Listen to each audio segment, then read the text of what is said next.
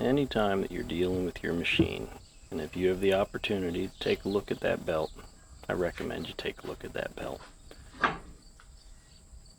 Anytime that you're running that machine, that belt is doing two things that are fairly important. First thing it's doing is generate electricity and charging the battery, and alright, if that stops happening, the battery dies. It's a little inconvenient. But if it is not turning that water pump, that's a big problem. So whenever you can and whenever you think you need it, change out that belt. This one here, it was a little older, starting to fray, starting to get a little glazing on the edges. I let it get a little loose for a little too long. So time to change that out.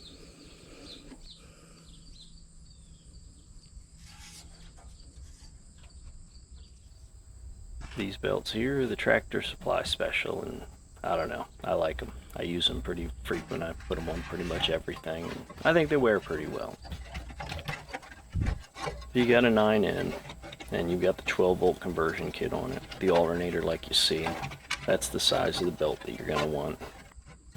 So the only delicate part of this operation is while you're putting that belt in between the fan and the radiator, you're going to want to make sure that you're as delicate as you can be with the fins on the radiator. You start bending those up and then you start decreasing your cooling ability, and that's never great.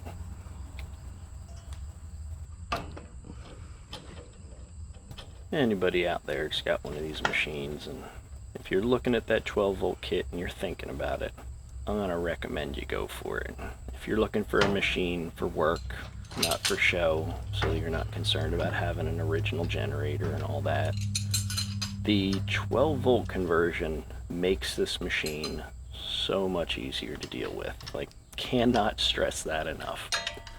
It takes a good tractor and makes it pretty great.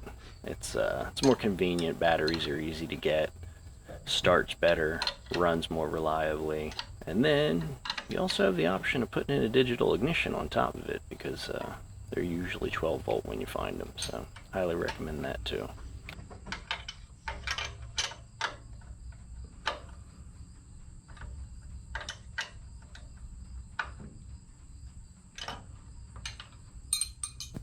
So there you have it. It's a pretty simple project. It's not too bad. Figured I'd film it while the hood is off so you get a better idea of what's going on. But you're looking for a little bit of deflection in the belt. This one is a little tighter than I like it to be, but the belts wear in when they're new.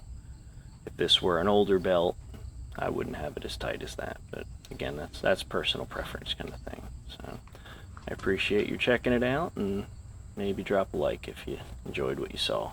Thanks.